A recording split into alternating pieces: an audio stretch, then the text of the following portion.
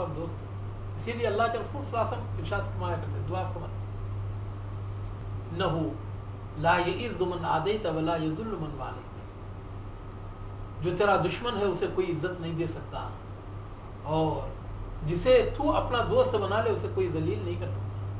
لا ملجا ولا منجا منک الا الیک، کوئی جائے نجات نہیں ہے اور کوئی جائے پناہ نہیں ہے، اگر ہے تو تیری ہی طرف۔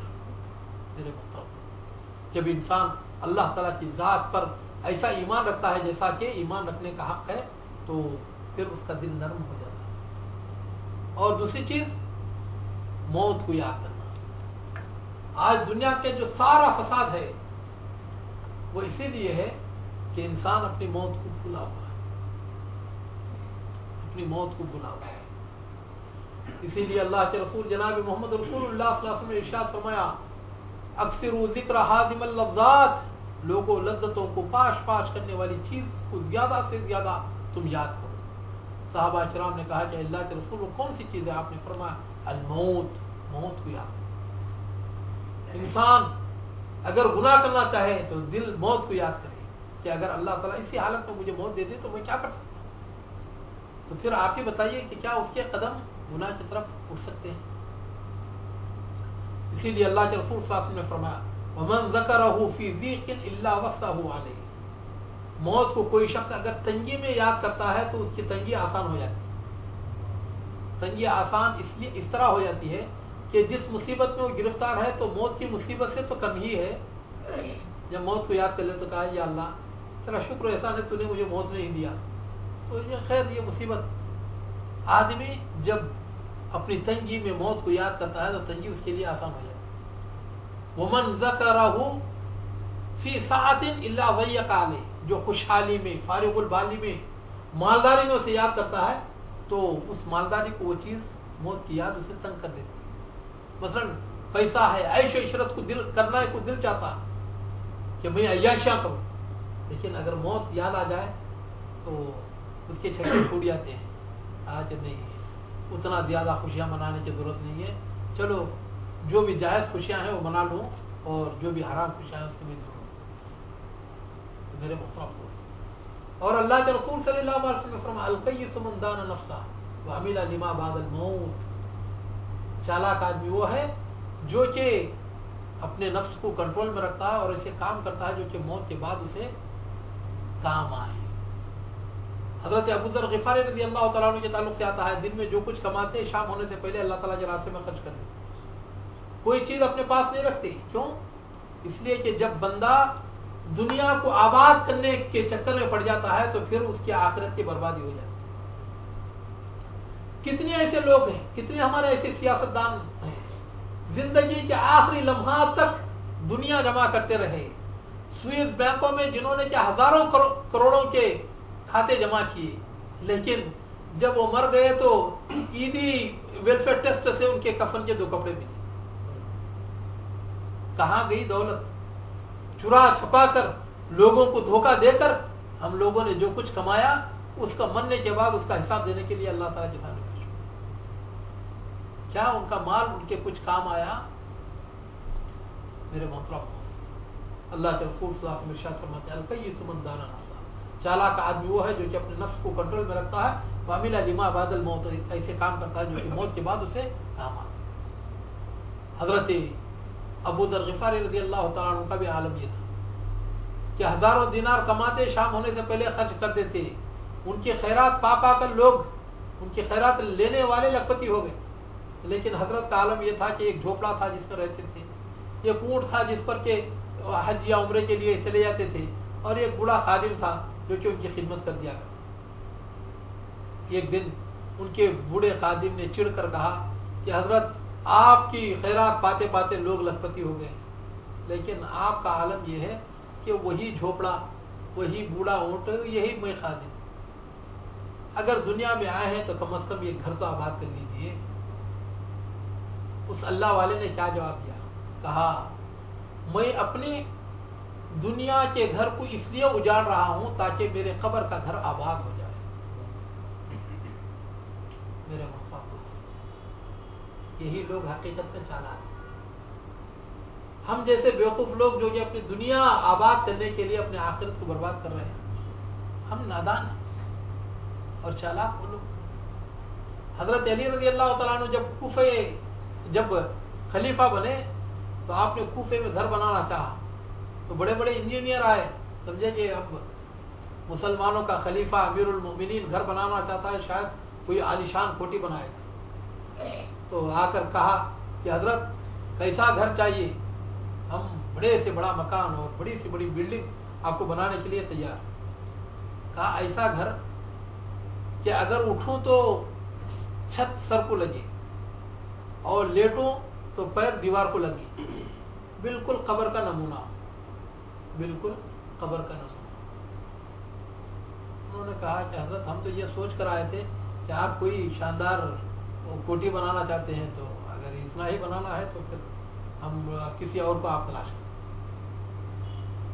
میرے محترم، حضرت علی رضی اللہ تعالیٰ عنہ کے تعلق سے آتا ہے، مہمانوں کو تو وہ اچھا کھانا کھلاتے تھے، لیکن خود سوکھی روٹی کے ٹکڑے وہ پانی میں بھگو کر کھاتے۔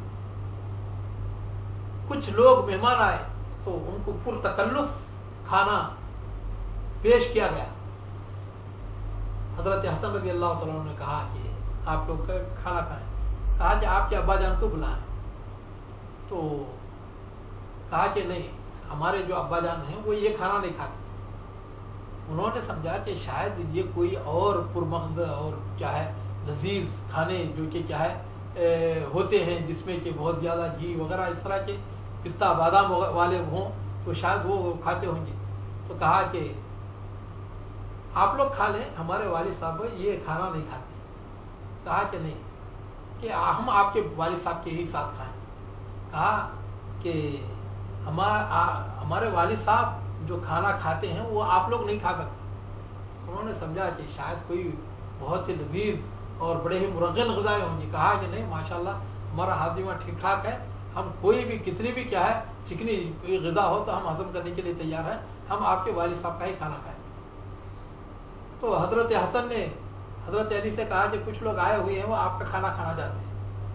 آپ کوئی بات نہیں، مٹی کے برتن میں پانی بھر دو اور سوکھی روٹیوں کے ٹکڑے لا کر سامنے رکھو۔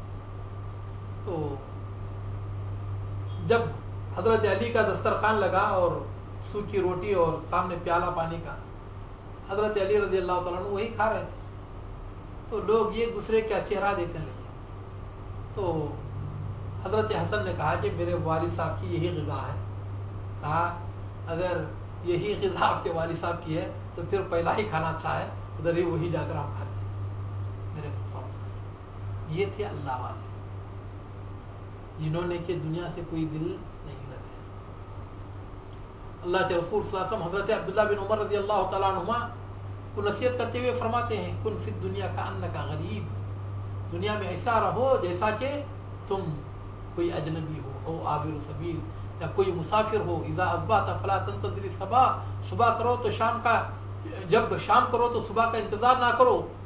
وَإِذَا اصبحت فلا تنتظر المساء، اور صبح کرو تو پھر شام کا انتظار نہ کرو۔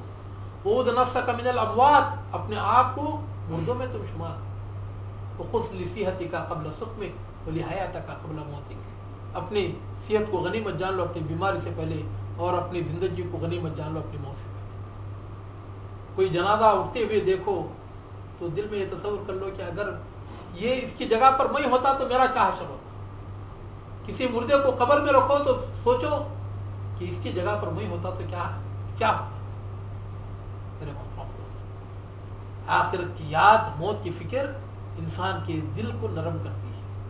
اور اسی طرح قرآن مجید کی تلاوت، اسے سمجھ کر پڑھنا۔ ہم تو پڑھتے ہیں طوطے مینے کی طرح، اور کبھی ترجمے کے ساتھ پڑھنے کی شاید ہم لوگوں نے کوئی زحمت گوارا نہیں کی۔ یہی قرآن مجید کو جب سنا حضرت عمر رضی اللہ تعالیٰ عنہ، جو کہ پہلے کٹر کافر تھے، لیکن جو ہی سورہ طٰہٰ سنی، طٰہٰ ما انزلنا علیک القرآن لتشقى الا تذکرۃ لمن یخشی تنزیلا ممن خلق الارض والسماوات العلی، طٰہٰ ما انزلنا علیک القرآن لتشقى، کہ اے جناب محمد رسول اللہ صلی اللہ علیہ وسلم، ہم نے اس قرآن مجید کو اس لیے آپ پر نازل نہیں کیا کہ آپ بدبخت ہو جائیں۔ इल्ला तज़किरतन लिमन यख्शा, ये उस शख्स के लिए नसीहत है जो कि अल्लाह ताला से डरता है।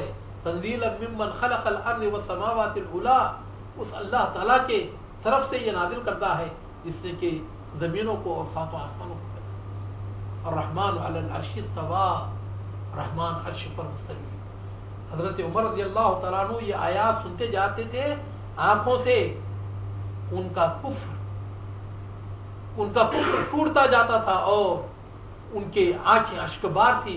जो ही सूरत खत्म हुई, कहा अब बहुत हो गया, अब मुझसे ये कुफ्र बर्दाश्त नहीं हो पा रहा है, तो तुम मुझे ले जाओ, मैं ईमान की दौलत हासिल करना चाहता हूँ, मुझे जनाब मोहम्मद रसूलुल्लाह सल्लल्लाहु अलैहि वसल्लम की खिदमत में पेश करो।